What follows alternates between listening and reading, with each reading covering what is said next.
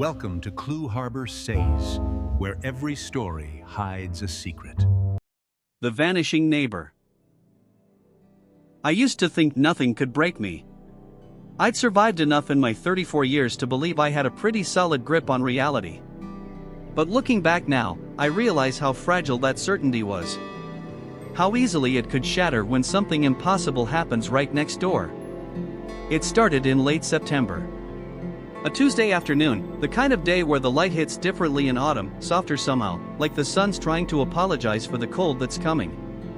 I was in my kitchen, making coffee, when I heard the moving trucks. Two of them, actually. Parallel parked on our quiet street in Portland like some kind of rare occurrence. In the 3 years I'd lived in that house, I'd never seen much turnover. It was the kind of neighborhood where people settled in for the long haul. I didn't think much about it. I watched the crew carry boxes for maybe 5 minutes, then I got distracted by work. Email, Slack messages, the usual digital noise that fills your day without you really living it. By evening, I'd already forgotten about the new neighbor. But that night, something woke me up at 2:47 a.m. I remember checking my phone, that anxious habit I'd never quite kicked. The house was quiet. Too quiet.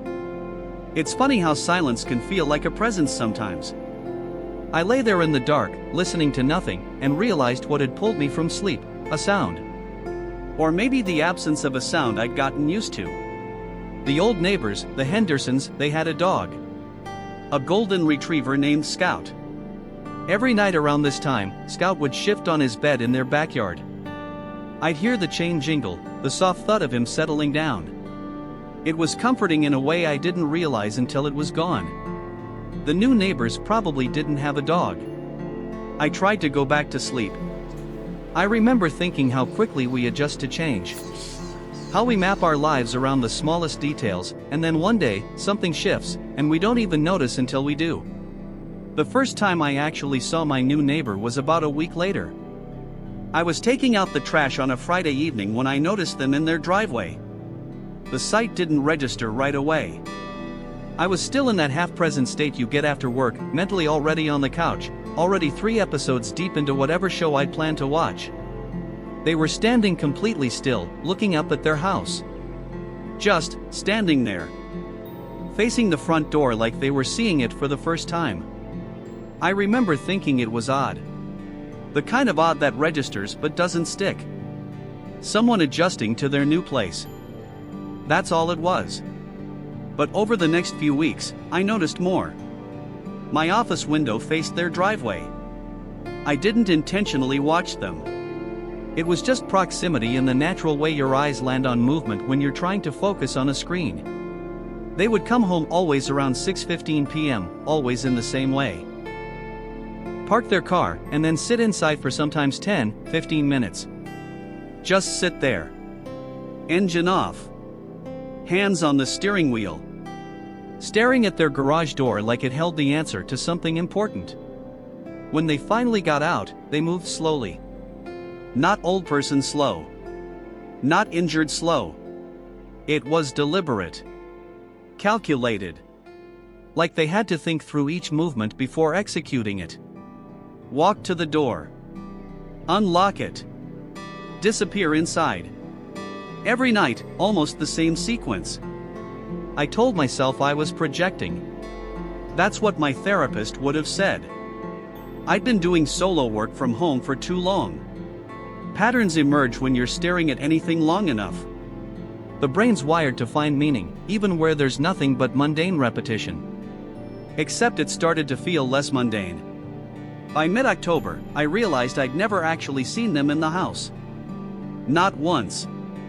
Not through the windows, not in the backyard, not even for a second passing by the front window. They entered the house and just vanished into it. There were lights on inside sometimes. I'd see them flickering late at night. But no shadows. No movement behind the glass. No evidence of actual habitation. That's when I started paying real attention.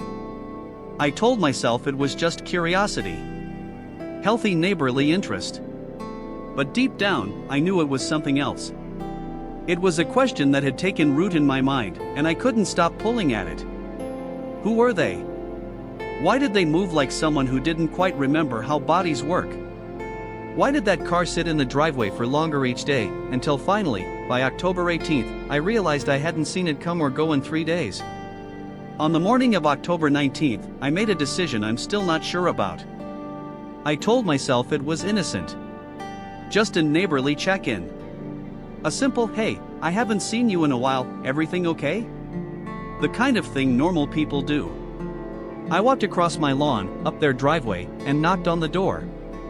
For what felt like a very long time, nothing happened. I stood there on that porch, and I remember very clearly thinking about turning around, walking back, and pretending this never happened. But something held me there. Some small voice that said, "Something is wrong." The door opened. Or rather, it started to open. It got about halfway, and then it stopped. Behind the crack in the doorway, I could see darkness. Not the kind of darkness you get in a house at midday, not even close. This was absolute. Complete. Like looking into a closed closet. "Hi," I said. My voice sounded strange to me. Smaller than I meant it to be. "I'm your neighbor. From 3 houses down. I just wanted to introduce myself. See if you needed anything." For a moment, nothing. Then, from somewhere in that darkness, I heard breathing. Not hard breathing. Not panicked. Just breathing.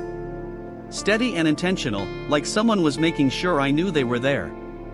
"I'm fine," a voice said. It took me a second to place what was wrong with it. The words were correct. The grammar was fine. But there was something off about the rhythm. Like someone reading dialogue they'd memorized but hadn't quite internalized. The pauses were wrong. The emphasis in weird places. "Great," I said. I was smiling, I realized. That nervous smile you get when something feels subtly wrong but you can't explain why. Just wanted to touch base. "Welcome to the neighborhood." "Thank you," the voice said. Same thing. That unnatural pause. That robotic emphasis. "I appreciate it." The door closed. Not slammed. Closed slowly and deliberately, like a machine completing a programmed sequence. I stood there for maybe 10 seconds before I turned around and walked back to my house. My heart was going faster than it should have been. I convinced myself it was nothing. Just a weird interaction. People are weird. I was weird. We're all weird in different ways, and sometimes those weird ways collide, and it feels uncomfortable. But I couldn't shake the feeling that I just had a conversation with something that wasn't quite human. And I don't mean that in some paranormal sense. I mean something simpler and somehow worse, something that didn't know how to be human. That had learned the movements and the words, but not the feeling underneath them. Over the next week, I didn't see anyone come or go from that house. The car stayed in the driveway. The lights cycled on and off at regular intervals, literally regular, like they were on a timer. 10 p.m. to 2 a.m. 4 a.m. to 7 a.m. Then darkness until evening. It was too consistent. Too measured. I started researching. I told myself I was being ridiculous, but I opened my laptop anyway. What do you search for when you're pretty sure your neighbor has been replaced by something else? I tried variations: missing persons, Portland, Oregon, unexplained disappearances, identity theft. Nothing concrete. No headlines screaming about anything relevant. Then, on October 26th, I decided to check social media. I found them easily enough. A Facebook profile with a few posts, mostly about the move, about starting fresh, about how excited they were for the next chapter. The photos showed someone I'd never actually seen in person. A man, mid-40s maybe, pleasant enough looking. But there was something wrong with the photos too. He was smiling in every single one, and the smile was identical. Same angle of the mouth. Same distance between teeth. Like it had been photoshopped onto each picture. The last post was from September 22nd. The day he moved in. After that, nothing. Just silence. No comments on other people's posts. No replies. Just that frozen smile looking out from a decade-old profile picture. That night, I couldn't sleep. I lay in bed, and I thought about what I knew. What I actually knew, not what I was imagining. 1. Someone had moved into the house next door. 2. That someone had behaved strangely since day 1. 3. I'd spoken to whatever was in that house, and whatever it was, it couldn't quite pull off sounding human. For the real neighbor, the actual man from the photos, hadn't been seen or heard from since he moved in. And 5. Something in that house had lied to me when it said I'm fine. It wasn't fine. It was something pretending to be fine. I got out of bed and went to my window. The house next door was dark except for the living room light on the second floor. I watched it for 3 hours. Watched the light stay on, steady and unwavering. At 2 a.m., I was about to go back to bed when it switched off. Immediate. Not a fade or a dim. Just gone. Like someone had flipped a switch. Then, at 2:04, a different light came on. Bedroom, I think. Ground floor. And then I saw it, a shadow. Clear and deliberate, moving across the window. From right to left. Slow. Then back again. Left to right. Like something practicing. Like something that had looked up how humans move on the internet and was following a script. I don't remember much of the next few days. I kept going to work, kept doing my job, kept pretending everything was normal. But I was running on fumes. The inside of my head had become this loop of one terrible realization: whatever was in that house was not my neighbor. My neighbor was gone. And what had taken his place was still here, still practicing, still learning how to be the person it had replaced. By November 1st, I had to know for sure. I broke in. I know how that sounds. I know I'm confessing to a felony right now.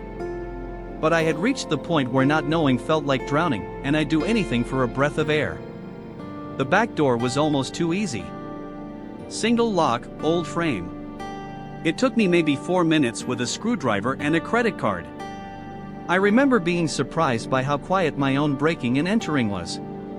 How anticlimactic. The inside of the house was strange. Not messy. Actually, the opposite. Everything was placed with this clinical precision. The furniture arranged like a set. The kitchen with nothing on the counters. The living room with a single book on the coffee table, a guide to understanding human behavior. I'm not exaggerating. That was the actual title. But it was the basement that confirmed everything. The stairs went down into darkness. I almost didn't go. That moment, standing at the threshold with my phone's flashlight in my hand, I had one last chance to turn around. To go back upstairs, out the back door, into my own house, and pretend I'd never seen any of this. I went down. The basement smelled like copper and something else. Something chemical. The flashlight caught shapes, a cot in the corner. A chair. And on the wall, photographs. Dozens of them. Pictures of my neighbor, the real one, the disappeared one. In his car. In his house. Walking down the street. All taken from a distance. All taken without his knowledge. And beneath each one, dates written in a careful, deliberate script. The final photograph was dated September 21st. The day before he moved in. But this photo, this one showed two versions of the same person. One sitting on a bed, looking confused. One standing behind him, looking down at the first one with something that might have been curiosity or might have been hunger. And that's when I realized what I was dealing with wasn't a mystery to solve. It was evidence of something that defied explanation. And I was standing in the home of something that was learning to be human. Learning through observation. Learning through replacement. I left the basement. I got out of that house. And I called the police. They found nothing. No body. No evidence of foul play. Just a man who'd moved in and then moved on. They suggested he'd probably gotten cold feet about the move, gone back home, closed up the house, and was just avoiding me now. They made it sound like I was the weird one. But I knew what I'd seen. 3 weeks have passed. I'm writing this now, and everything's normal on the surface. The house next door is quiet. The lights cycle on and off on schedule. I haven't seen anyone come or go, but sometimes, late at night, I see that shadow again. Moving across the windows. Practicing. Learning. Waiting for me to forget what I know. And here's the thing that keeps me awake, I'm starting to wonder if I'm remembering this right. I'm starting to doubt my own memories. Because last night, I caught my reflection in the mirror, and for just a second, I didn't recognize myself.